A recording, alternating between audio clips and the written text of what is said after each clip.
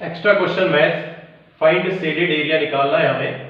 हमें क्या दे रखा है, दो सेक्टर दे रखे हैं, एक सेक्टर OAD है, एक सेक्टर OBC है। ये शेडेड पार्ट का एरिया निकालना है। तो यहाँ पर दो सेक्टर है, तो छोटे वाले सेक्टर को मैंने रेडियस 3.5 सेंटीमीटर मान लिया। बड़े सेक्टर का रेडियस हमारे पास है 7 सेंटीमीटर, और जो सेक्टर एंगल थीटा दे रखा है वो 30 डिग्री दे रखा है, राइट। सो यहाँ पर शेडेड एरिया निकालने के लिए क्या करेंगे, शेडेड एरिया निकालने के लिए मैं एरिया बड़े सेक्टर, एरिया सेक्टर OBC में से एरिया सेक्टर OAD निकालूंगा, माइनस करूंगा। तो बड़े सेक्टर का एरिया हो गया pi r square theta by 360 minus छोटे सेक्टर का area pi r square theta बटे 360।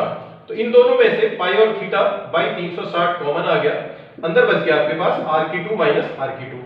पाई की वैल्यू हमारे पास 22/7 होगी, थीटा हमारे पास है 30 डिग्री, डिवाइड बाई 360, बड़ा r हमारे पास है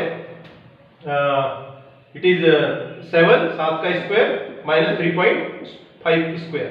तो इससे कैंसिल हो गया 0 से 0, 22 इंटू 3 डिवाइड बाई 7 इंटू 36। मैं इसमें मल्टीप्लाई करने की बजाय आइडेंटिटी लगा देता हूं a square minus b square की।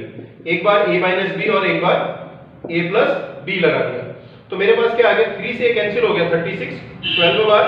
तो आपके पास ऊपर आ गया, इसमें कितना आया, यहां देखें 22 इंटू 1 अपॉन में 7 इंटू 12 नीचे आया।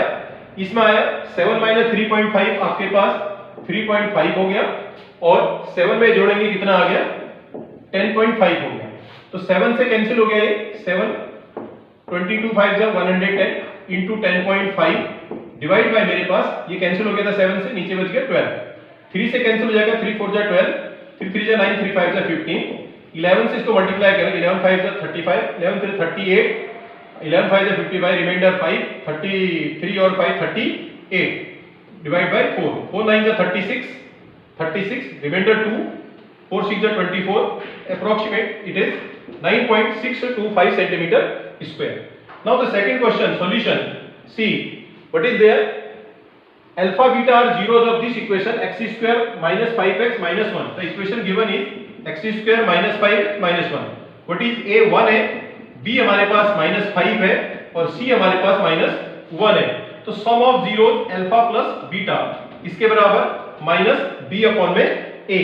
तो माइनस, यहां भी माइनस है, यहां भी माइनस, तो माइनस माइनस प्लस हो गया 5, a की वैल्यू ये आपके पास, और a की वैल्यू सॉरी कितनी है, 1 है, तो प्लस 5 आ गया। Alpha into beta c upon में a है, बट इस c हमारे पास -1 है, a 1 है, तो कितना आ गया, -1 आ गया। हमें क्या कैलकुलेट करना है, alpha square beta plus beta square alpha. तो इसमें से मैंने अल्फा बीटा कॉमन ले लिया, तो ये बन गया हमारे पास। हम क्यों करते हैं सब, क्योंकि हमें ये जो गिवन अल्फा प्लस बीटा और अल्फा इंटू बीटा हमें यूज करना होगा जब इस तरह का निकालना है।